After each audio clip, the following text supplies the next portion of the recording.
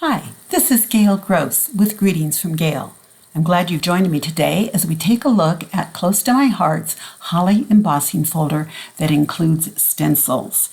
If you like what you see, please click that like button down below. And if you haven't already, subscribe to my channel so you don't miss any upcoming videos. So now let's take a look. This particular embossing folder is in the October through December Close to My Heart catalog. And this embossing folder has wonderful detail to it. The holly leaves, the regular branches, berries, and everything that you would just want for a holiday background. Not only do you get the embossing folder, but you're able to color those raised images with the stencils. And in fact, we're going to be looking at a couple of different ways of using those stencils today.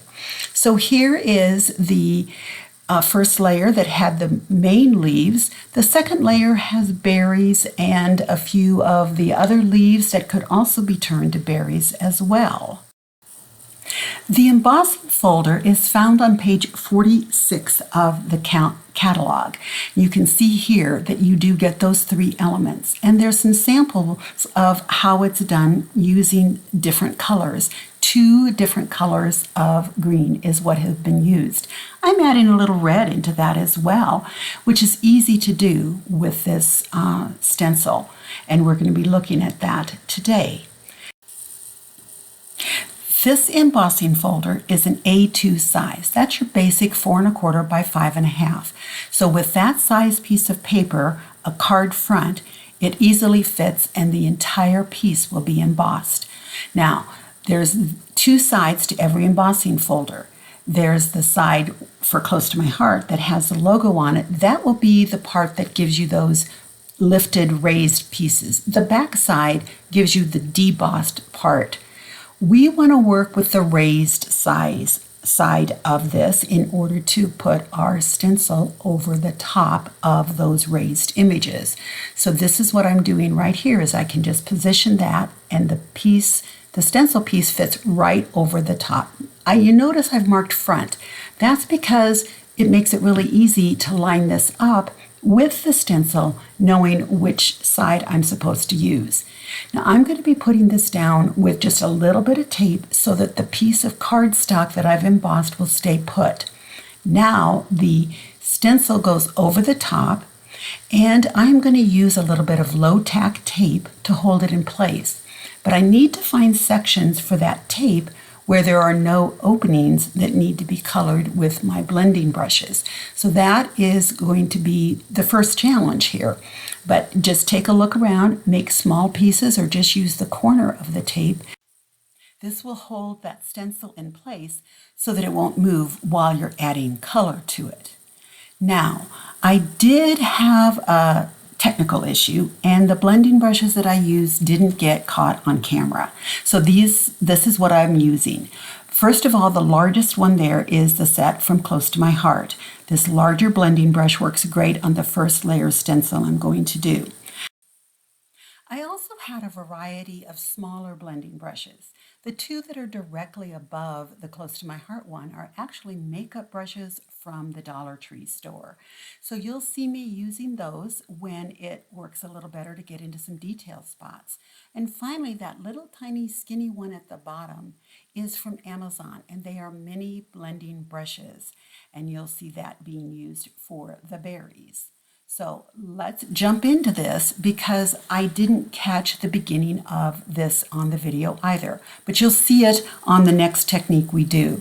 I'm using the pine ink in order to go over those images, and I'm holding on to the stencil with a tissue. Now I'm pointing out those little tiny branches that are included in this particular stencil, and I'm going to use that tiniest of the makeup brushes from Dollar Tree in order to get the detail of those done a little bit easier than with the larger brush. And you can see how nicely it just picks up that pine ink, and I'm able to get that going throughout the rest of the items that are there on that stencil front. It also can go in and add a little extra dimension to some of the leaves, as you saw me pop in there. But using the tissue will keep your ink from smudging onto your fingers. Now I'm able to take this off. And now you'll notice how dirty the stencil is. I'm just going to move the finished project out of the way and use a baby wipe to clean that off. The sooner you do it, the better, trust me. And if any of the ink is left behind, it still comes off later. And I'm just able now to put that cardstock back on the same piece of paper with the same adhesive from before. And now I'm going to put the second layer on, matching it up. Again, I've got my front labeled, but it's not in the right direction, so I'm just simply flipping it around. And this time adding the tape is a little bit easier because the areas where the large leaves are solid plastic this time. There's no opening because we don't need to be coloring them.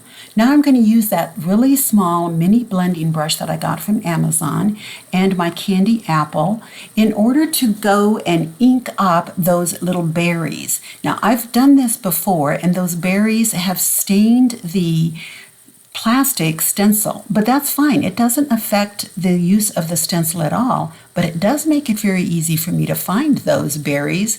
Since they're small, I thought I'd do them first because I want to come in and do the rest of it in green. And I have a habit when coloring things that I color too much if I don't have those little details pointed out. So going in, just inking up those little red berries with that brush is working out just fine. And you can see how fine that is, and it's working great on those small berries. Now it's time to bring in the sage, and I'm going to use the medium size brush from Dollar Tree, the makeup brush, because my green areas are not as big. And I also want to keep this away from the red. The red is open, so if I overlap, it could be a problem. One way to take care of that is to put some paper down and ink and mask it off so that your ink won't get into those red areas. It's really very easy. These are strips of Post-it notes, so there's a little adhesive on the back of it, and it stays in place. Others of these you don't have to worry about because the colors, the red and the green that I'm inking, are not that close together, and I'm able to work around it because the brush is a little bit smaller. That is one of the advantages. But again, if I need to, I just put that masking down and I do the inking, and then I can just continue going on. Now, this is what it looks like here at the end with all of that color laid down. And I'm very happy with the way it turned out. So let's turn it into a card. I'm just going to use a standard A2 card base and adhere that full panel. I don't have to trim it at all because that's the size I cut it when it went into the embossing folder. So put that down on the front, and we're going to be putting a sentiment. And that sentiment is going to come from the Picture This Christmas special stamp set. It's got some great sentiments at work. And this one that I chose is big enough that there's a couple of little blotches on my project, and this is going to cover those up. One, I got the leaf too dark, and another I overlapped red and green. So I can just see where that is, and the sentiment goes over it, and I have no trouble whatsoever finishing that off. Here's another look at what we just finished. We took the embossed background from the embossing folder and used the stencils to create the colored rays. We're not going to use that stencil, the embossing folder this time, just the stencils. In order to hold the stencils to this flat piece of paper, I'm going to use Pixie Spray. It's a low-tack spray adhesive. So of course I need some place to spray this at without getting it all over the tabletop. I'm using one of our delivery boxes and simply putting a piece of paper inside, flipping my stencils so I'm on the back side, not the front side, putting a light coat of adhesive on them via spraying it, and I've got them ready to go. So I'll just set those aside because I'm only going to use one at a time. And I'm going to put my mat down because I'm just going to put this stencil directly on the card front, which is bigger. Now I've got my 3 inks again, Pine, Sage, and Candy Apple, the Close to My Heart blending brush, and one of the makeup brushes from Dollar Tree, for the dark green. The Sage will have that medium makeup brush, and the tiny mini blending brush from Amazon is going to go with the Candy Apple. So let's get this ready to go.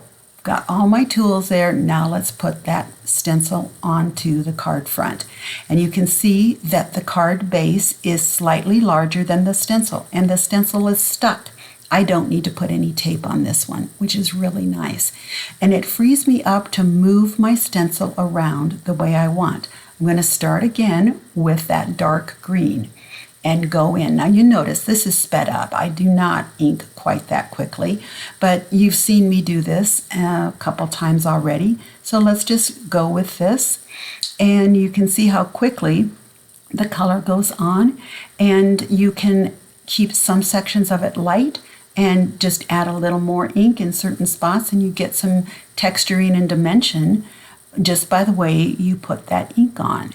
Now you can see that I've gotten into some of those little fine branches, but I am going to come in with that tiny makeup brush and give some added detail.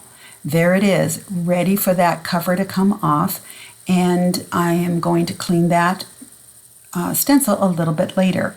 I'm going to take the second one, and it just matches up perfectly because I've got the lines from where the other one was, and I can also match up those berries. Now I'm going to start here again with the small berries, just like we did on the last card. So I'm going to just show you a few of these, and then we will see what it's like when all of the berries are down.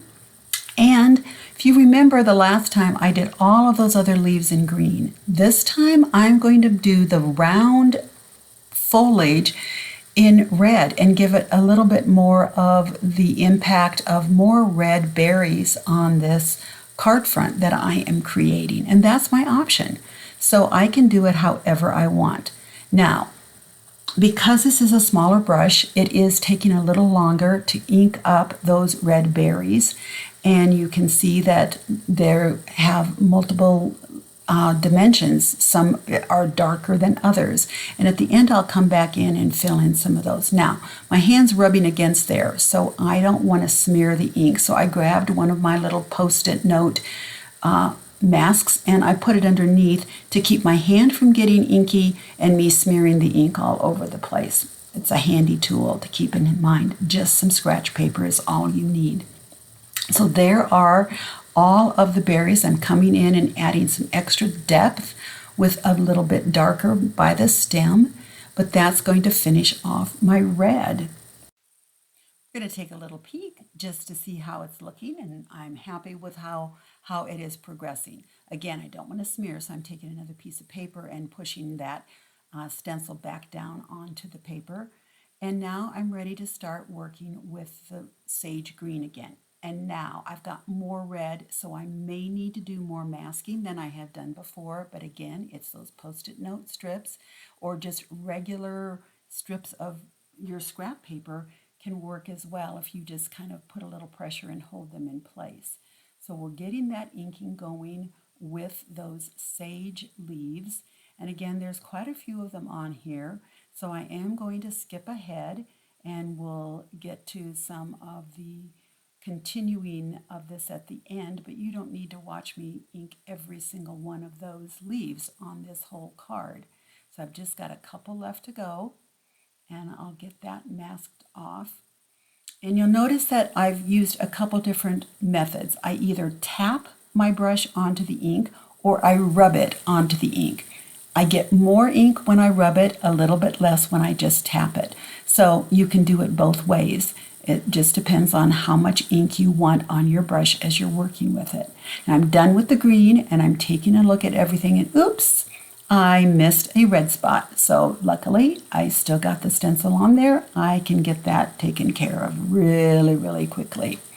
Okay, that is done, and I'm able now to take that complete stencil piece off, and I have my finished image with more red than I had on the embossed one. Here it is again, and we're going to look at the fact that the disadvantage of not using the embossing folder is that your images are flat. You don't have any of the details of the leaves, but it's easy to add them. You can see I'm just using a journaling pen. Any fine tip black marker or dark green marker would work. I'm holding the embossed panel next to it, so I have an idea about where I need to do those lines. I'm not getting as much detail as the embossed panel has, but I do have some detail there for those leaves if that's what you want. Now, I chose not to do this on my finished project, but at least you know that it is a possibility. Now we're going to compare the two panels, the one where I added more red versus the one that was just green with the small red berries. You decide which way you want. Now there's a little bit of tackiness left on my flat piece because of that spray adhesive. I'm simply using the rub and remove eraser, which is a great technique to easily get that stickiness off. And because this is a flat panel with no embossing, it's easy to take care of it.